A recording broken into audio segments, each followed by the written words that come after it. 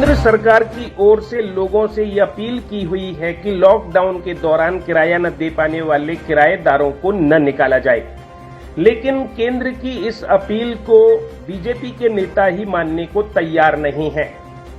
ऐसा ही एक मामला नोएडा के सेक्टर 22 में सामने आया है, जहां किराया न देने पर बीजेपी के नेता ने किराएदार के वर्कर्स को लाठी डंडों से जमकर पीट डाला। पुलिस ने पीड़ितों की शिकायत पर बीजेपी नेता के खिलाफ महज एनसीआर दर्ज कर अपने कर्तव्य की इतिश्री कर ली है।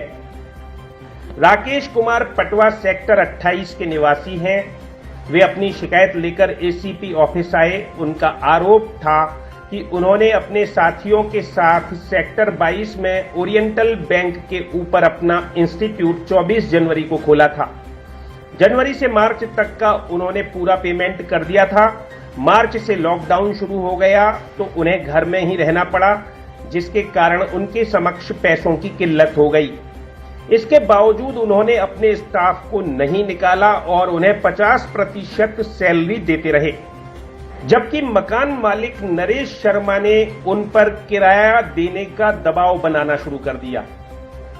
वे अपना काम वर्क एट होम कर रहे थे, लेकिन इसके लिए उन्हें इक्विपमेंट की आवश्यकता थी। उन्होंने अपने स्टाफ को इंस्टीट्यूट भेजा कि वे जाकर आवश्यक सामग्री ले आएं, लेकिन मकान मालिक नरेश शर्मा ने पहले तो उनको मना किया कि आप सामान नहीं ले जा सकते, जब तक रेंट नहीं देंगे तब तक हम आपको सामान नहीं ले जाने देंगे।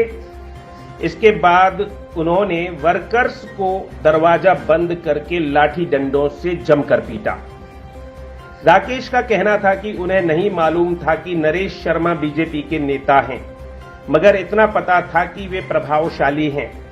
थाने में इसलिए उनकी शिकायत नहीं ली जा रही है। जब ये मामला मीडिया में चर्चा में आया, तब कहीं जाकर उनकी शिकायत दर्ज की गई है। एक्चुअली हमारा इंस्टीट्यूट है सेक्टर 22 में, इंग्लिश कैफ़े के नाम से, और यहाँ पर हमने अभी 26 जनवरी को इनॉग्रेशन किया।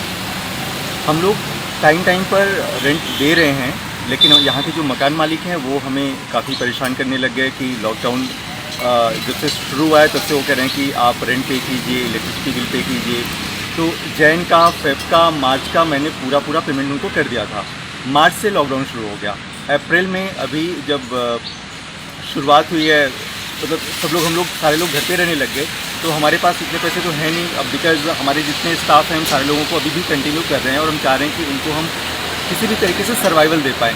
50% की सैलरी उनकी जा पा रही है और हम लोग बहुत मेहनत कर रहे हैं। रात के 2 बजे तक हम लोग लगातार काम कर रहे हैं। तो हम यहाँ पर रेंट नहीं दे पा रहे थे।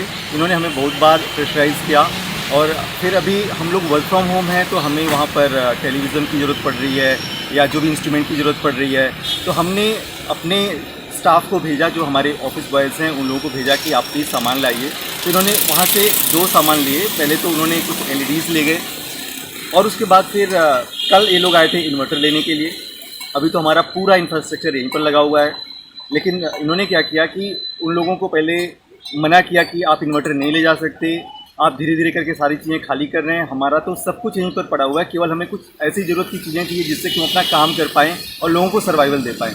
इन्होंने उनको बंद किया दरवाजे के अंदर। उन्होंने उनको बहुत मारा, डंडे से मारा, और कील वाले डंडे थे जिससे कि उनको बहुत सारा खून आया है। दीवार में लड़ा दिया उनको। जिस टाइम पर उन्होंने मना किया था उस टाइम पर मैंने इन लोगों से बोला कि प्लीज़ आप मेरी बात करा दीजिए, मैं एक बार उनसे बात करके उन्हें बता दूंगा ताकि वो लाने देंगे, लेकिन उन्होंने बात भी नहीं किया। और बाद में मैंने कितनी बार फ़ोन किया, उन्होंने फ़ोन नहीं उठाया, और उनको इतना मारा कि उनको बहुत सारा ब्लड आया है। कितने लोगों को मारा गया है? और बीजेपी नेता की बात निकल के आ रही थी, कौन था ये बीजेपी नेता? सर, मुझे नेता के बारे में, उनके बारे में मुझे बिल्कुल नहीं पता था कि ये बीजेपी नेता हैं, लेकिन मुझे इतना ज़रूर पता है कि कुछ हाई प्रोफाइल है इनका। लेकिन मैंने जब से भी यहाँ पर काम स्टार्ट किया, अभी तो हमारा एक दूसरे से बहुत ज़्यादा कम्युनिकेशन हो नहीं पाया, क्योंकि अभी जनवरी से हमने स्टार्ट किया। फेब मार्च में लॉकडाउन शुरू हो गया। 1 महीने हम वहाँ पर काम कर पाए। कहाँ की घटना है? सर, सेक्टर 22 चौड़ा मोड़, ओरिएंटल बैंक ऑफ कॉमर्स के ऊपर श्री नरेश शर्मा जी हैं। और अब आप पुलिस के पास आए हैं, पुलिस की तरफ से क्या आश्वासन दिया गया है? पुलिस ने ये बताया कि कार्रवाई की जाएगी। सर, कल हम लोगों ने FIR करवाया, लोगों का मेडिकल करवाया, जिन लोगों को चोट लगी है, गंभीर चोटें आई हैं, जिसकी वजह से उनको बहुत दर्द हुआ है और उन लोगों को अभी भी किसी भी तरह की मदद नहीं दी गई थी इनकी तरफ से, नरेश शर्मा जी की तरफ से। लेकिन मैंने कोशिश करी है कि अपनी तरफ से मैंने उन लोगों का मेडिकल करवाया सर, और उन लोगों को मैंने कम से कम 4-5 हज़ार रुपये की हेल्प करी है ताकि वो लोग अपना सर्वाइवल कर पाएँ। वहीं एडिशनल डीसीपी का कहना है कि पुलिस ने पीड़ितों की शिकायत दर्ज कर ली है और मामले की विवेचना शुरू कर दी गई है। देखिए, सेक्टर 24 में एक पीजी मालिक और उस पीजी को चलाने वाले लोगों के बीच में किसी बात को लेकर के विवाद हुआ था।